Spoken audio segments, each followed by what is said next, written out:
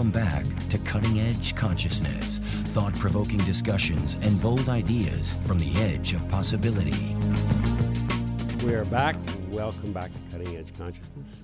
You were ready to come back. I was so fired up. I came back 10 seconds before you were. It wouldn't be the first time I came back a little too fast. Yeah, there you go. I'm back.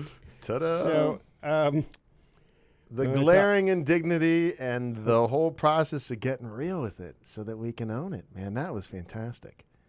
I love his language. Like, he really is a beautiful writer. Like, wow, what a gift. He's a poet. Yeah. Fantastic. And so he is definitely firing on a few extra cylinders when it comes to that. And he's looking at the world through different kinds of lenses. And thank God that we have our poets, that we have Mark Nippo, to translate their own experience in ways that make us have maybe a deeper, keener insight into our own experience. We take our own lives a little less for granted when it's mirrored up against somebody who has the ability to see and express the wonder in things. Yeah, the deeper. Because it's always this, the deepening, how deep, I love that, the deepness of it. So the depth of the whole experience, the ability to hold it all in a larger context and see it for, see the way I hold it is what he said. I love the first thing when we brought him on, he said, the way I hold this. So again, it's an awareness that can hold it, which, that's it. Can I pull it in such a way where I can hold it? Where I'm not pushing it away, I'm not shoving it, I'm not fixing it, I'm not, that can I hold it? Because that's what's up right now. That's what's up. We have this thought form. We live inside this kind of racetrack, goes round and round and round and round, of figuring things out and strategizing and figuring things out and negotiating things. And then, we alluded a little earlier to there's the experience of beauty and poetry and things that just seem to resonate inside of us in ways that are beyond our logic, and just something moves in the heart. And likewise, at the other polarity of things, great adversity and violence. I'm not an advocate for it, don't misunderstand me, but underneath all of that horror, we once did a show about battlefield poets. There is people's they cut through the stuff of things to what really matters. You connect with it from the loss of love, the horrific circumstances in which love is ripped from us. And then we realize what is beautiful and what is true. And if we don't accept it. And the wisdom that comes through. So the piece about battlefield poets, which was so beautiful, that you brought up, is these are often people writing these beautiful letters back to their wives or to their mother or whatever, expressing themselves from a place that, where do they get that information? Like, in other words, they may have a 6th grade education, let's say. Because it's not cognitive. Yes. It's a being in touch with something that is beyond time, that is timeless, that is outside of that racetrack I referred to earlier that goes round and round, but that holds it. This soulful place. Yeah, that's the deepening I think I was talking about. The deepening. We had Jim Shannon on last week, and one of the things, and this is referencing something not necessarily he said on the show, but we talked about it a bit. But I heard him talking one time about Vietnam, about going to Vietnam, and the way that he had to choose to relate to it because of the insanity of it, because of all that. And the relationship with nature and how he became really attuned to nature, because initially it was for his own survival, right? Because he's there with snakes and vermin and 3 inches of water at all time and sleeping in that and lead flying and people shooting at him. Mm-hmm. And so he had to relate to nature differently. Again, it's so when we turn up the volume on the insanity, there's not prescribing that, like, let's go turn up the volume. But in life, things can get really crazy. And there's a opportunity in that to deepen, to get underneath it in a way where we go, okay, there's something really important in this experience that I can tap into. And then we're changed by it. If we're looking for it. And well, that's true. If we have the support to be gently guided in that direction. Yeah. Pulled into the experience, into the body. Otherwise, we float up into the head, into this thinking. It gets shrill, it gets panicked. Yeah. We go faster and faster around the race course.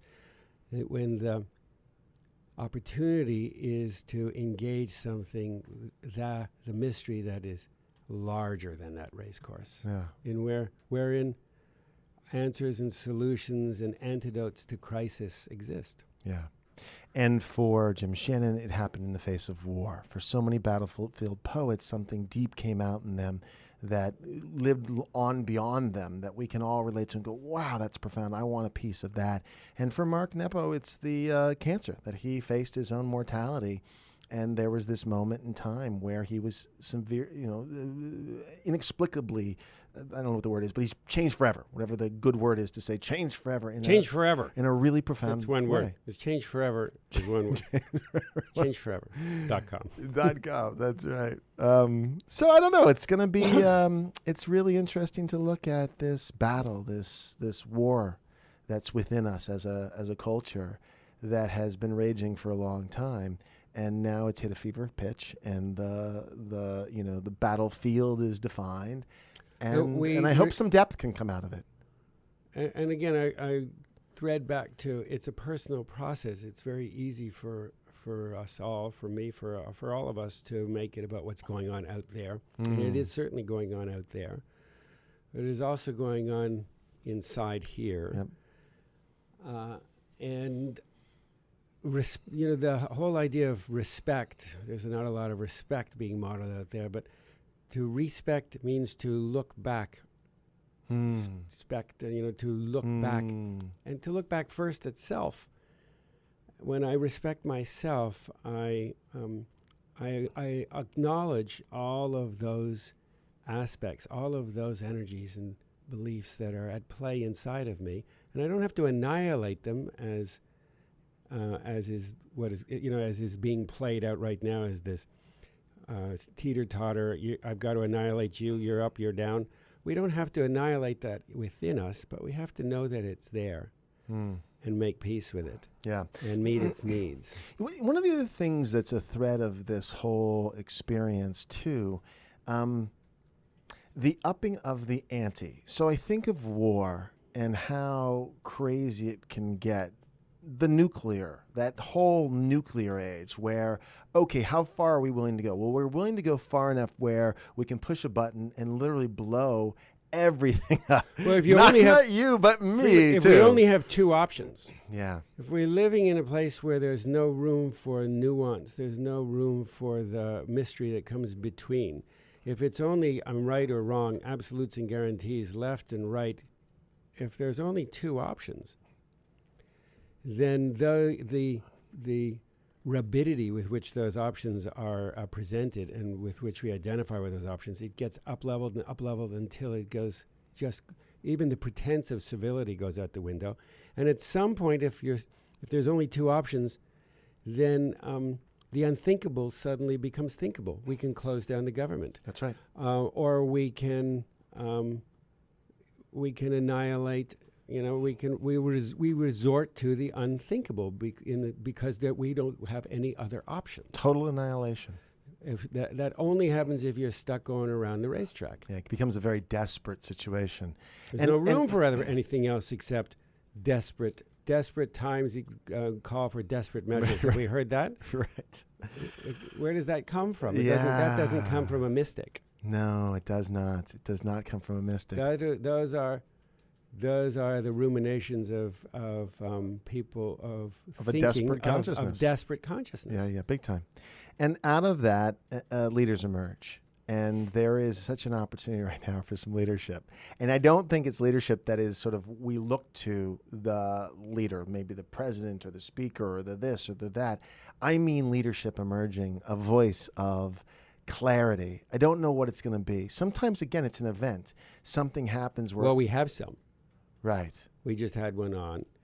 We have some poets, we have some artists. No, that's we right. have some thinkers. And Yes. the artistry does not Yes. necessarily, this is the actual true role of artists. We have shoehorned them into a consensus belief that artists are poets or painters or they run circuses. But real artistry is the ability to go to the edge of what is known and to reach out beyond it and catch a glimpse of something and then pull it back for the people. Yeah. And something that enriches the lives of people in a way that puts them in touch with what is beautiful, i.e. what is beyond time, i.e. what is outside of the racetrack. And from there, they have a connection to more of who they really are. It's interesting, too, how often it's backed up against war. It's backed up against crisis. It doesn't have to be. But no, I understand it doesn't have to be. I'm just saying how often it is. If you're in that loop around and around and around and around and you're not going for beauty and you don't respond to beauty, then unfortunately there are no other options for the truth to emerge. Yeah, well, it is the gold, the pressure that forms something, the alchemy of turning up the volume on the insanity is it invites a new level of clarity. And that's what cuts in there. The diamond makes the diamond. It's the diamond. And this is why you and I have said this before on this show, and sometimes we get a little pushback, that what is the purpose of life? Well, I wouldn't presume to know what the purpose of life is, but certainly for me, one of the primary purposes of life is to learn how to consciously have fun. Yeah. And that seems immediately intellectually dubious and spiritually dubious to some. But if you don't have fun, if you don't respond to what is beautiful, if you don't develop a relationship with what is beautiful and an intimacy with it and encourage it and foster it, then what happens is we trail back to this black and white, right or wrong thing, which is the Petri dish of pain, Big of time. struggle, Big time. of the tough way to learn. Which is another way to learn. I was just going to say that. So, look, we've got a couple choices here. You can go with the hurt and the struggle and feel that, which I recommend. If it's up for you, feel it, because that'll Well, you don't transform. really recommend it, but I know what you mean. I don't know. Listen, I don't recommend to create it in order to feel. Yeah, So but there's to some, respond to it in a way that elevates. That's it, because there is the pattern of drama making in order to have enliven, right? So this, going back to the couples fight, there are the old makeup sex routine. Let's fight so that we can get impassioned and invigorated and break the malaise of our day-to-day existence, which we've got no heart and soul in because we've succumbed to some kind of survival, pattern. That people do. I don't recommend that. Why don't you have an enlivened life, and then you can show up and you don't need to have these breakdowns?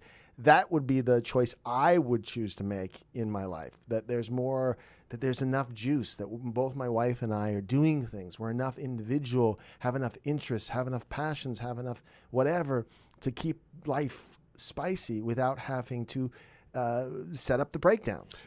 Me too. I'd say me too, my hands up. And yet at the same time, in the macro of things, there's clearly a breakdown, and I own it.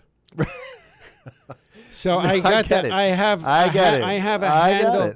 As I have a handle on one piece, the next reveals itself. The limit of my capacity to respond from my own integrity, my own integrated aspects of self, my own collected consciousness.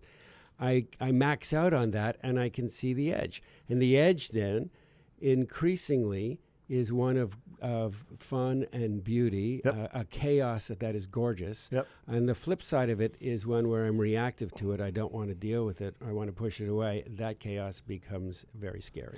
It's interesting because you and I are both really busy in our lives right now, and we're about to take a break to go play with friends, right? We're going out this weekend with a bunch of great folks. And it's interesting because I was thinking earlier when we were hanging out, I'm like, everything's up right now. I almost want to get emotional right now. Go ahead, do it. No, it's okay. It's great for ratings. It is. And Freeman cried. The choice, KVTA. The best choice I can think of right now is to go play. The best choice I can think of is, I have a beautiful gift of staying with Gabrielle, who's a dear friend, versus at the hotel, which would be fun too. Mm-hmm. But that's just a gift, and I'm so looking forward to that. So the response sometimes when things get crazy and hectic and whatever is just to play. Mm-hmm. We're going to play, and I know there'll be some resolution out of that. So again, it's another empowered response. Cry would be appropriate it's too. It's not a denial. I mean, it's a very different thing to deny life by going off and playing. But that's not at all what you're talking about. No, God, you no. are embracing you are embracing the chaos and stirring into those frequencies an energy of play in order to uplift the whole thing. Yeah, it's not an escape. It's an empowered response. Yeah.